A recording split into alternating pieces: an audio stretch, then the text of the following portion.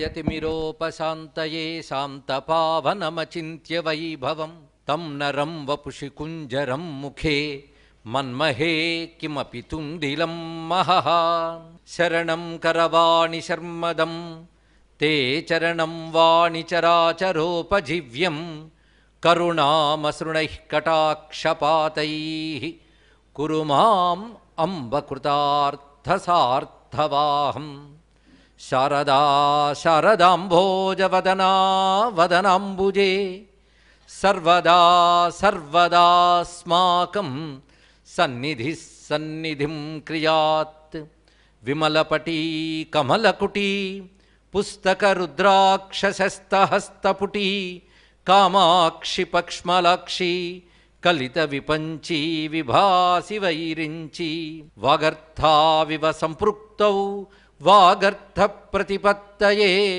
जगतः पितरौ वन्दे पार्वती परमेश्वरौ नारायणसमारम्भां व्यासशङ्करमध्यमाम् अस्मदाचार्यपर्यन्तां वन्दे गुरुपरम्परां नमो महद्भ्यो ऋषिभ्यो गुरुभ्यो नमः। కాశీమాతకు నమస్కరిస్తూ కాశీ విశ్వేశ్వర స్వామికి అంజలిస్తూ స్వామి సన్నిధిలో శివభక్తుల గాథలు మనం చెప్పుకుంటూ ఉన్నాం. నిష్కామంగా నిస్వార్థంగా అకుంఠితమైనటువంటి అవ్యాజ భక్తితో ఉన్నటువంటి మహాభక్తుల కథలే మనం చెప్పుకుంటున్నాం. అవ్యాజ భక్తి అంటే నెపము లేని భక్తి. శివుని కరుణ కూడా అవ్యాజ కరుణయే. అటువంటి భక్తుల్లో మరొక భక్తుడిని కాంచీపురంలో ఉన్న ఒక భక్తుడిని చెప్తున్నారు. కాంచీపురంలో ఏకామ్రనాథుని కామాక్షిదేవిని కొలుచుకునే భక్తుడు. ఈ కాంచీపురం కూడా గొప్ప శివక్షేత్రం, అదేవిధంగా శక్తి క్షేత్రం, విష్ణు క్షేత్రం కూడా. బ్రహ్మదేవుడు స్వయంగా అక్కడ యజ్ఞం చేస్తే ఆ యజ్ఞంలోంచి యజ్ఞపురుషుడైన నారాయణుడు ఆవిర్భవించి వరదరాజస్వామిగా కొలువున్నటువంటి చోటది. అక్కడ ఒక రజకుడు ఉండేవాడు. అంటే ఇవాళ భక్తులు రజక వృత్తిలో ఉన్న భక్తులను కూడా చెప్పుకోవడం జరుగుతున్నది. ఈ రజకుడు కూడా శివునిపై అవ్యాజమైన ప్రేమ కలిగినటువంటి వాడు. శివనామం వింటే చాలు పొంగిపోతాడు. శివనామం మహిమ తెలుసా అంటే శివనామంలో సహజంగా మహిమ ఉంటుంది. ఆ నామం తప్ప మరొక గతి లేదన్నంతగా ఆ నామంతో ఎప్పుడూ ఆనందిస్తూ ఉంటాడు. అందరికిలాగానే శివభక్తులకు వ్రతాల్లో ఎవరు శివభక్తులు వారికి కైంకర్యం చేయాలనేటువంటి వ్రతం పెట్టుకున్నాడు అతను కూడా. ఇతనికి కూడా భక్తేంగిత ప్రదుడు అని ఇదివరకు మనం కథ చెప్పుకున్నాం. ఆయన వలన ఈయనకు కూడా భక్తుల ఇంగితాన్ని తెలుసుకోగలిగేవాడనే పేరు ప్రసిద్ధిగా ఉన్నది. అయితే అక్కడ భక్తేంగిత ప్రదుడు అన్నారు కనుక ఇక్కడ భక్తేంగిత వేత్త అన్నాడు ఉపమన్యు మహర్షి. భక్త ఇంగిత వేత్త చెప్పక్కర్లేకుండానే భక్తుల మనస్సులో వాళ్ళు ఏమనుకుంటున్నారో తెలుసుకుని అది చక్కగా చేసేవాడేవాడు అతను భక్తేంగిత వేత్త. తమిళంలో తిరుక్కురుప్పు తొండార్, తొండార్ అంటే దాసుడు. తిరుక్కురప్పు అనే మాట కూడా భక్తులు హృదయంలో తెలుసుకునేటువంటి ఒక దాసుడు. ఈ పేరుతో ఉన్నటువంటి వాడు. ఇతడు వస్త్రాలు ఉతకడం తన వృత్తి తను చేసుకోవాడు, కుల వృత్తి. కానీ ఆలయాల్లో వస్త్రములు కొన్ని ఉతకవలసినటువంటి బాధ్యత కూడా ఇతరికే అప్పచెప్తారు. అదొక భాగ్యంగా భావిస్తాడు తను.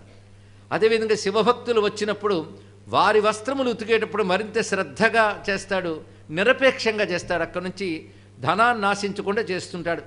ఇలా సేవా దృక్పథంతో తన వృత్తితో తాను సేవ చేస్తున్నాడు. బహుకాలం ఇలా సేవ చేస్తుంటే ఒకసారి ఒక పేద వృద్ధుడు ఆయన వద్దకి వచ్చాడు.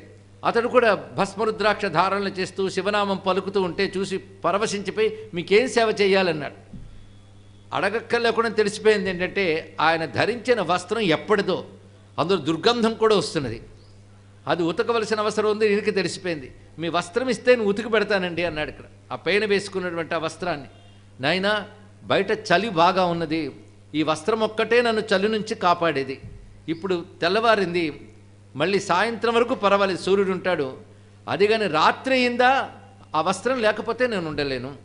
కాబట్టి నాకు సాయంత్రానికల్లా నువ్వు అందించేయాల వస్త్రం, అలాగైతేనే దీన్ని ఉతుకు అంటే సరేనని అది తీసుకుని దాన్ని చక్కగా ఆ నదిలో బాగా ఉతికి తర్వాత ఉడకబెట్టు కూడా చవుడు వేసి ఉడకబెడతారు. అలా చేసి దాన్ని శుభ్రం చేసి ఆరవేశాడు. సాయంత్రానికి ఆరిపోతుంది అనుకున్నాడు. కానీ ఈ లోపల మబ్బులు పట్టి వానపడ్డం మొదలైంది. గాలి కూడా వీస్తుంది గట్టిగా. సాయంత్రం అయింది. ఇంకా వృద్ధుడికి ఇస్తానని మాట ఇచ్చాడు, ఇవ్వలేకపోతుంది. ఏడుపు వచ్చింది. అంటే శివభక్తుడికి ఏదైనా లోపం చేస్తే శివుడి పట్ల అపచారం చేసేమనేటువంటి భావం కలుగుతుంది. దానితో ఇంకా దుఃఖం తట్టుకోలేక అక్కడున్న చాకి బండకు వేసి నెత్తి కొట్టుకోవడం మొదలుపెట్టాడు. ఆ నెత్తి కొట్టుకోవడం ఎంత దాకా వెళ్ళిందంటే నెత్తురు రావడం మొదలెట్టింది. కానీ ఆ బండలోంచే శివుడు చెయ్యి పెట్టి ఆపెట్టా శిరస్సును.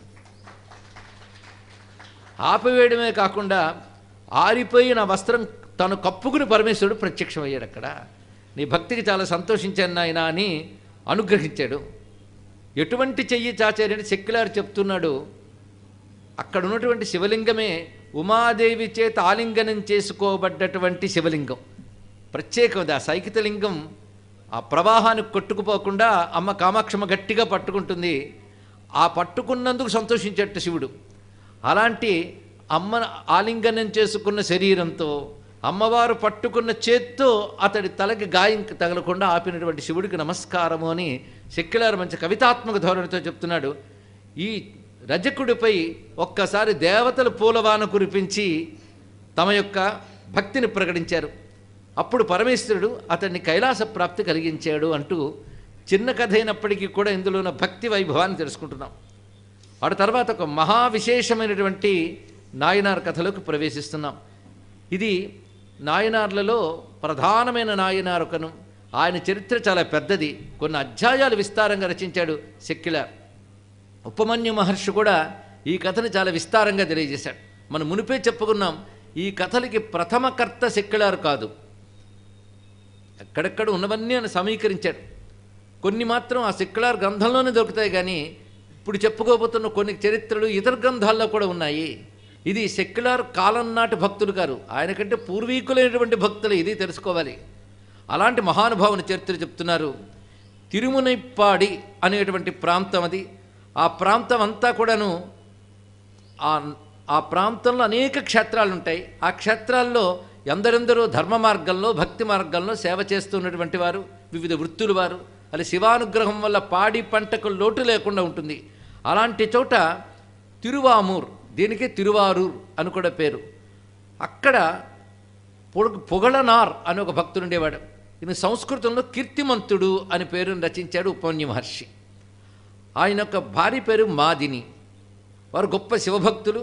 వారి వంశం కూడా కురక్కయ్యార్ వంశము అన్నారు. ఇక్కడ ఇది అగ్రవర్ణంలో విప్రవర్గానికి చెందింది కాదు, 4వ వర్గానికి చెందినటువంటి వారు. ఈ మాట ఎందుకు చెప్పవలసి వస్తుందంటే భక్తులు అన్ని వర్గాల్లో అన్ని వర్ణాల్లో కూడా ఉంటారు అని చెప్పడానికి. వీరి ద్వారా కూడా భగవంతుడు లోకోపకారం చేయిస్తాడు.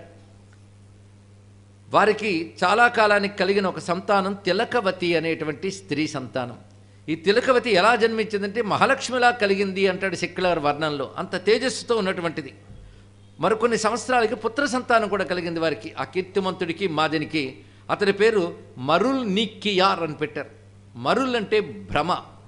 కొన్ని ద్రవిడ పదాలను తెలుగులో కూడా ఉంటూ ఉంటాయి. మరులు కొన్నాడు అని ఒక మాట ఉంటుంది. మరుల్ అంటే భ్రమ, నిక్కియార్ అంటే తొలగించువాడు, భ్రమను తొలగించువాడు అని దీని యొక్క మాటకు అర్థం. దీనికి ఉపమన్యు మహర్షి అజ్ఞానభిత్ అని పేరు పెట్టాడు. అజ్ఞానభిత్, అజ్ఞానాన్ని ఛేదించువాడు అని అర్థం. సరిపోయింది కదా. నిజంగా పేరుకు తగ్గట్టే చేస్తాడు తర్వాత మహానుభావుడు. అజ్ఞానభిత్ అనేటువంటి పేరు కలిగినటువంటి కురవాడు కలిగాడు. అతడు గొప్ప ఏకసంతాగ్రాహి, జ్ఞాని కూడా. చిన్నప్పటి నుంచి వివిధ శాస్త్రాలు కూడా అధ్యయనం చేసినటువంటి వాడు. అయితే వారి ఆచారం ప్రకారం వారికి కొన్ని సంస్కారములు ఉంటాయి. ఆ సంస్కారములన్నీ పొందినటువంటి వాడు. పైగా సహజమైన ప్రతిభ గలవాడు. వివిధ శాస్త్రాలన్నీ చక్కగా గ్రహించినటువంటి వాడు. ఆశ్చర్యపోతున్నాడు తల్లిదండ్రులు.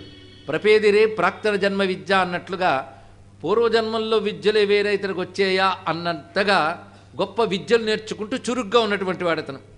అయితే పెద్దమ్మాయి తిలకవతి కదా.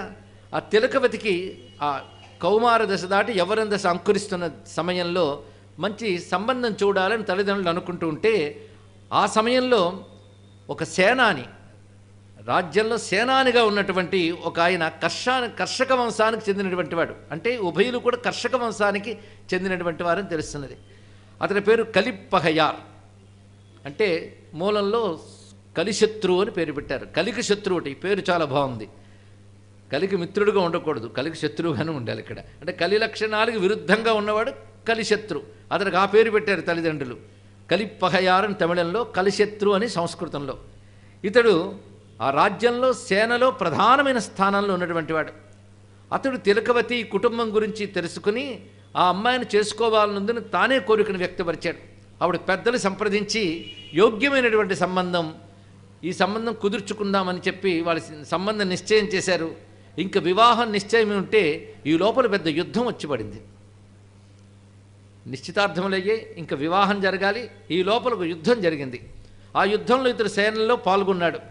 యుద్ధంలో ఇతడు పరాక్రమంతో జయం సాధించారు, కానీ చివరికి ఇతడు మరణించాడు. పెళ్ళి కాలేదు కానీ మరణించాడు.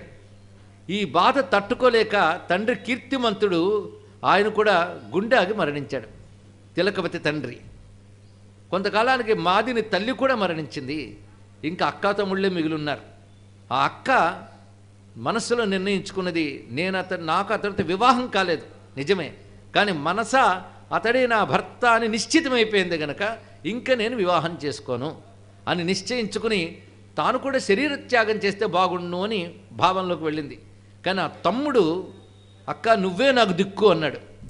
ఆ తమ్ముడు కోసమని బ్రతికి అతన్ని చక్కగా చూసుకుంటున్నది. తమ్ముడు కూడా అక్క చెప్పిన మార్గం ప్రకారంగా తమ సంపత్తో చలివేంద్రాలు ఏర్పాటు చేయడం, ఉద్యానవనాలు ఏర్పాటు చేయడం, తటాకములు ఏర్పాటు చేయడం, ఇలా సేవా కార్యక్రమాలు చేస్తూ ఇదంతా శివార్పణ బుద్ధితో చేస్తున్నారు.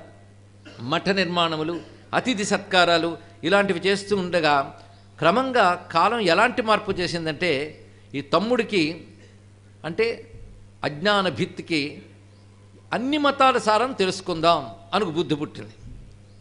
ఆ తెలుసుకునే ప్రయత్నంలో అప్పుడే కొన్ని అన్య మతాలు వచ్చాయి అని. అన్ని మతాలు అంటే సంప్రదాయం, మన సనాతన సంప్రదాయంలో వివిధ మతాలు ఉన్నాయి, అవి తెలుసుకుంటే పర్వాలేదు. వివిధ రూపాలతో ఆరాధించినా అన్నీ ఒకే పరతత్వాన్ని ఆరాధిస్తున్నాయని చక్కగా సమన్వయించుకోవచ్చు. ఈ సనాతన ధర్మం కానీ అన్య ధర్మాలు ఉంటాయి. అప్పుడు ఇంకా ఒకటో రెండో పుట్టేలేండి, ఇప్పుడు ఇంకా ముదిరిపోయి అన్య దేశాల నుంచి వచ్చి కూడా వంచక మతాలు చాలా ఉన్నాయి. కానీ ఇలాంటి కథలు వింటూ ఉంటే వంచక మతాల నుంచి మనల్ని మనం ఎలా కాపాడుకోవాలని స్ఫూర్తి పొందనే సరిపోతుంది. అందుకే ఈ కథలు మళ్ళీ తెలుసుకోవాలి. అప్పుడు అవైదిక మతాలు ఒకటో రెండో ఉండేవి. వాటి పేర్లు ఇందులో స్పష్టంగా చెప్తాడు, కానీ లోక దృష్టితో ఆ పేర్లు ఇక్కడ చెప్పట్లేదు. కానీ అవి వైదిక సిద్ధాంతానికి విరుద్ధమైన మతాలు. పోనీ అలాగని నాస్తిక మతాలంటే, నాస్తిక మతాలు ఇంచుమించు అందులో ఒక దానిలో ఈశ్వరుడు అస్తిత్వమే అంగీకరించరు, కానీ అహింసా పరమోధర్మ అంటూ ఉంటారు, కోరికలు నిగ్రహించుకోవాలని చెప్తూ ఉంటారు. ఇవన్నీ బాగానే ఉంటాయి. కానీ రాజులను ఆశ్రయించి వాళ్ళ మతాన్ని వ్యాప్తి చేయాలని ప్రయత్నిస్తూ ఆ మత వ్యాప్తికి అవసరమైతే హింస కూడా చేస్తారు. అంటే వాళ్ళ అసలు సిద్ధాంతానికి వాళ్ళే ఎసరు పెడుతూ ఉంటారు అన్నమాట. పొరుగువాడిని నీ వల్లనే ప్రేమించుము, ఎప్పుడు నీ మతంలోకి మారినచో, లేకపోతే వాడిని పరిమార్చుము. ఇలా ఉంటాయి సిద్ధాంతాలు. వాళ్ళ ప్రేమ, వాళ్ళ అహింస ఇవన్నీ కపట సిద్ధాంతాలే. అవి తెలియక అవేమో పెద్ద విస్తారమైన తాత్వికతేమో అనుకుంటాం. కానీ ఏ కర్మో కానీ ఆ మతమును పట్టి ఇతడు ఆకర్షితుడయ్యాడు. ఇంత తెలివైనవాడు, చురుకైనవాడు, మాటకారి, ఆకర్షితుడు కాగానే ఆ మతం వాళ్ళు ఊరుకుంటారా? అతన్ని చక్కగా తీసుకుని వాళ్ళ మతాచార్యములన్నింటిలో వీనికి ప్రావీణ్యాన్నిచ్చి ఇతనికి బిరుదునిచ్చారు, ధర్మసేనుడు. ఇక నుంచి నీ పేరు ధర్మసేనుడు. నువ్వు మామూలుగా మతంలోకి వ్యక్తిగా కాకుండా మా మతానికి ఆచార్యపీఠం నీకు ఇస్తున్నాము. అదొక మతం, దానికొక పీఠం, దానికొక ఆచార్యుడు. ఆచార్యపీఠం ఇస్తున్నామని కానీ ఇదేదో బాగుంది కదా. కానీ మఠాచార్యుడిగా ఉంటూ తాను కూడా తన మతబోధకుడుగా ఉంటూ చలామణవుతున్నాడు. ఈ విషయం తిలకవతికి తెలిసింది.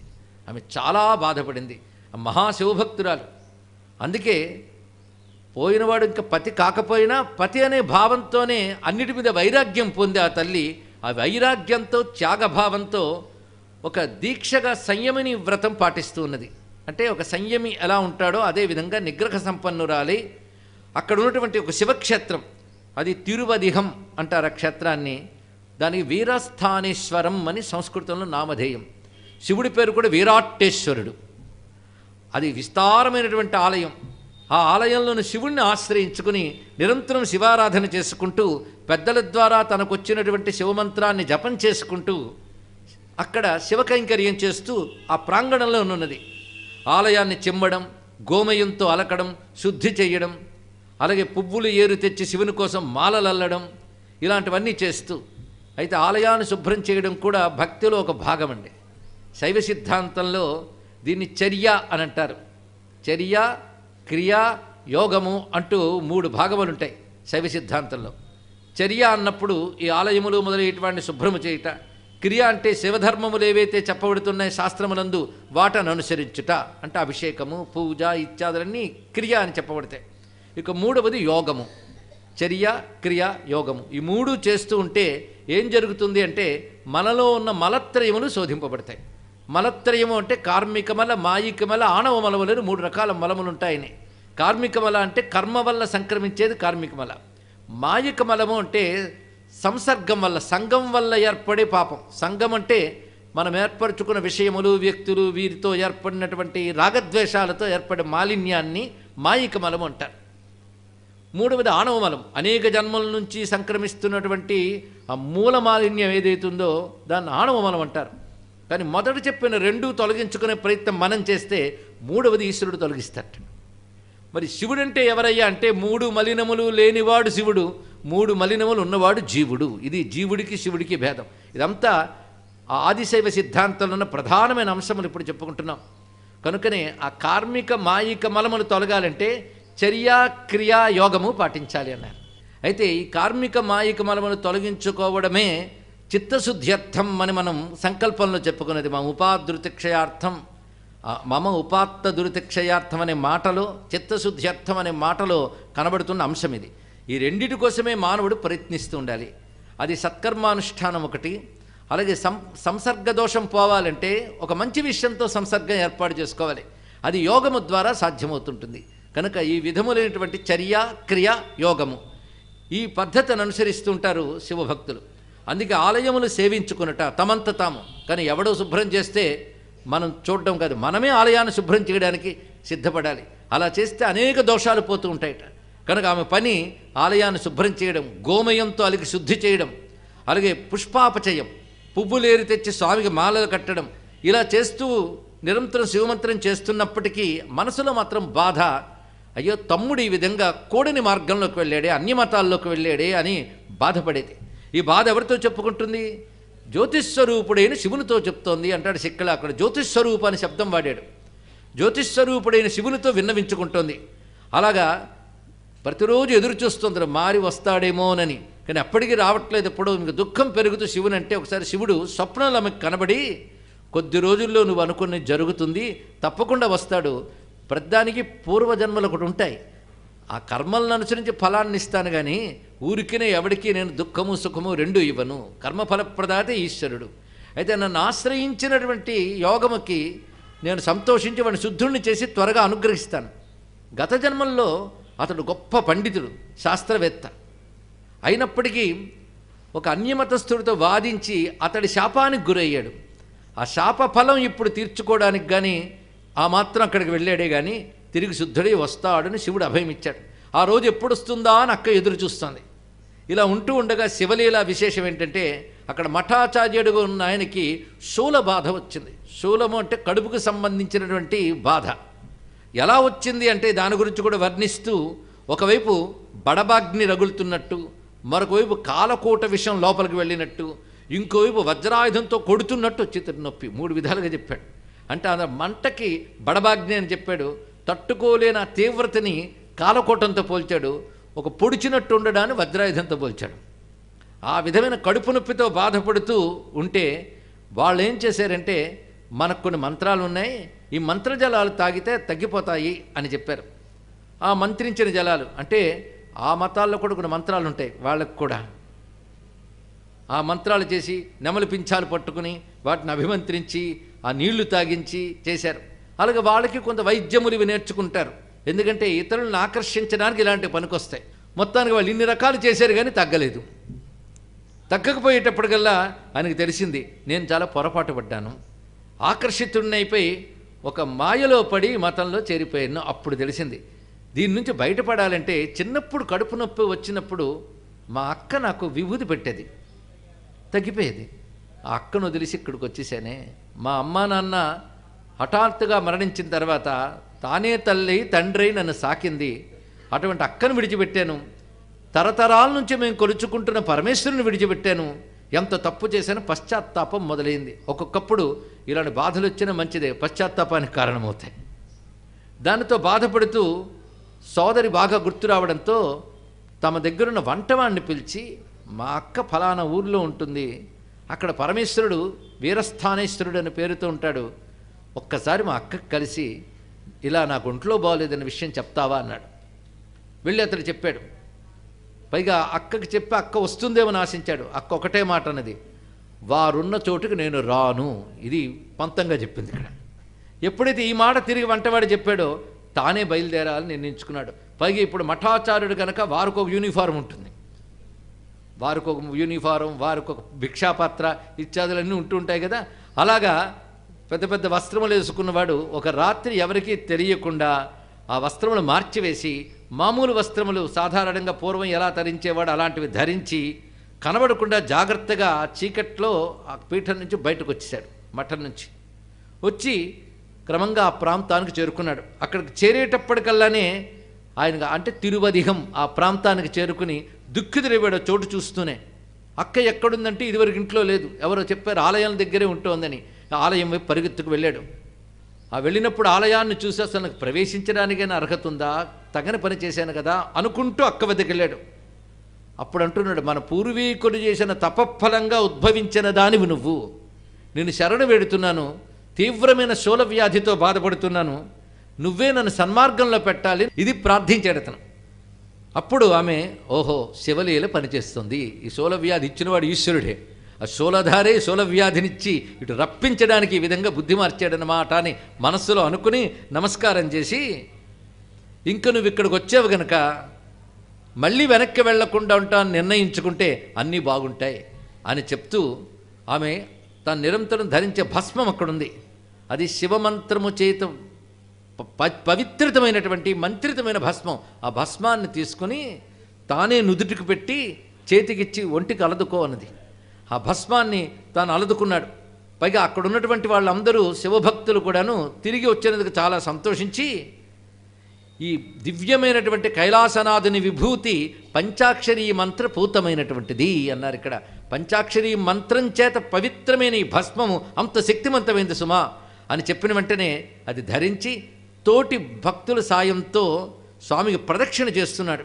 ఆ ప్రదక్షిణ చేస్తూ వ్యాధి తొలగించమని స్వామిపై అప్పటికప్పుడు తన నుంచి పలుకులు వచ్చాయి. ఆ భస్మధారణ మహిమ వల్ల వ్యాధి తొలగించమని ప్రార్థన చేస్తున్నాడు.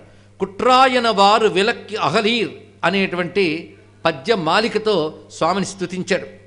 ఈయన రచనలు చాలా విస్తారంగా ఉన్నాయి, ఈ మహానుభావుడి యొక్క రచనలు. అయితే ఆ రచనలు ఒక్కొక్క రకమైన ఛందస్సులో రాశాడు ఆయన. అంటే తమిళ భాషలో కూడా వాళ్ళ ఛందస్సులు వాళ్ళకున్నాయి. ఆ ఛందస్సుల పేర్లు వృత్తముల పేర్లు కూడా సెక్యులర్ చెప్పాడు ఇక్కడ. అలా చక్కని రచన చేశాడు. ఆ కడుపు నొప్పి తగ్గించమని ప్రార్థిస్తూ ప్రదక్షిణ చేస్తూ ఉండగా ఆశ్చర్యకరంగా నొప్పి తగ్గింది. వెంటనే ఒళ్ళు పొలకించి ఆనంద బాష్పంలో వస్తూ ఉంటే ఇంకా ఆనందపరచుడే మరొక పదిగని చెప్పాడు ఆయన. అంతకుముందు వ్యాధి తగ్గించమని, ఇప్పుడు వ్యాధి తగ్గిన తర్వాత స్తోత్రం చేశాడు. ఈ పదిగం వినగానే పరమేశ్వరుడు ఆ గర్భగుడిలోంచి పలుకు ద్వారా అతనికి అనుగ్రహాన్ని పంపించాడు. సరిగ్గా గర్భగుడి ద్వారం దగ్గర నిలబడ్డాడు.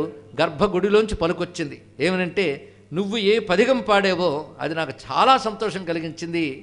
ఇక నుంచి నువ్వు ఈ రచనలు చేస్తూ నా అనుగ్రహానికి పాత్రుడవుతావు. నీకు నేను వాటి నుంచి వేరే పేరిస్తున్నాను అన్నాడు. సరస్వతీదేవి నీ యొక్క రసనయందు కూర్చుంటుంది. అంటే నీ నాలుగుపై సరస్వతీ మాత ఉంటుంది. సరస్వతీ సా శుభగా గదిర్వసు అని వేదమంత్రం ఒకటి కనిపిస్తున్నది. ఆ తల్లి అనుగ్రహం వల్లనే పలుకొలుస్తుంది. అంటే జిహ్వాగ్రే వసతు. సరస్వతీ మాత నాలుకపై ఉండాలి, నీకుంటుంది. ఆ తల్లి అనుగ్రహం వల్ల నవనవయోన్మేషశాలిని అయినటువంటి కవితాశక్తి నీకు వస్తుంది అని స్వామి అనుగ్రహించి వాక్శక్తిని ప్రసాదించాడు. పైగా పరమేశ్వరుణ్ణి కీర్తించగలిగే పలుకులు కలగాలని సరస్వతీమాతకు ఆనయిస్తే సరస్వతీదేవి ఈ వాగీశ్వరుని యొక్క కంఠంలో ప్రవేశించింది. ఇంకా ఆనందంతో కీర్తన చేస్తున్నాడు. పై 7 నెలలు దీక్షతో ఆ స్వామిని సేవించుకున్నాడు. మొత్తం ఆ 7 నెలల దీక్ష అనేక కీర్తనలతో సాగింది. వెంటనే ఆ ప్రాంతంలో ఈయన కీర్తనలన్నీ వ్యాపించిపోయి ఈయన పాడుతున్న పదిగములు ఆ చుట్టూ ఉన్నటువంటి పండితులు, సాహితీవేత్తలు, కళాకారులు, సామాన్య ప్రజలు అందరూ ఆనందించారండి ఆ కీర్తనలకి, భగవద్కీర్తనలకి. వారు పాడుకుంటూ ఉన్నారు. అలాగే శివుని యొక్క వైభవం అంతా ఆ కీర్తనలో ఉన్నాయి. పైగా ఆయన పని ఏమిటంటే భస్మరుద్రాక్షలు ధరించడం. పై గొప్ప శాస్త్రవేత్త గనక శివజ్ఞానం కలిగిన వాడైన శివజ్ఞానం ఒక్కటే కాదు, ఇప్పుడు శివానుభూతి వచ్చింది దానికి. జ్ఞానానికి అనుభూతి తోడైతే అది గొప్పదవుతుంది. అనుభూతి లేని జ్ఞానానికి ప్రయోజనమే ఉంది. జ్ఞానం అనుభూతి కోసమే. అనుభూతి లేకుండా జ్ఞానం ఆగిపోతే జడమే అవుతుంది. ఇక్కడ ఇతర అనుభూతి జ్ఞానం రెండూ మేళవిస్తూ శివుడిచ్చినటువంటి అద్భుతమైనటువంటి వాక్శక్తితో స్వామిని కీర్తిస్తున్నాడు. పైగా ఒక పార తీసుకుని ఆ చుట్టూ ఉన్నటువంటి చోటంతా ఆలయంలో శుభ్రం చేయడం కూడా మొదలుపెడుతున్నాడు. కలుపు మొక్కలు కానీ, రాళ్ళు కానీ, పనికిమాలిన పదార్థాలు కానీ ఏవి కనబడ్డా వాటన్నిటి శుభ్రం చేయడం, ఇది కూడా దీక్షగా తీసుకున్నాడు. అందుకే ఈ నాయనారి దగ్గరికి వచ్చేటప్పుడు మాత్రం చేతులు ఆయుధం కనబడుతుంది, మిగిలిన వాళ్ళ చేతుల్లో కనబడదు మనకి. ఆయుధం ఏంటంటే పార. ఏదో పాడుకునే ఏకతార కాదు, అది గొంతు శృతులు కలిసి పాడేస్తూ ఉంటాడేమో కానీ చేతిలో ఒక పార పట్టుకుంటాడు, గడ్డపార. దానితో ఇవన్నీ తొలగించడం, ఇది పని. అంటే కైంకర్యం, ఇందాక చెప్పిన చర్యా క్రియా యోగం దాంట్లో దిట్టయ్యాడు. ఇతడు ఈ విధంగా తిరిగి శైవ మతంలోకి, అంటే సనాతన ధర్మంలోకి వచ్చాడు అన్న విషయం తెలుసుకున్న తర్వాత ఆ మతం వారు ఎవరైతే ఉన్నారో అవైదిక మతం వారు, పాషండ మతం అనుకుందాం, ఆ పాషండ మతం వారికి చాలా కోపం వచ్చింది.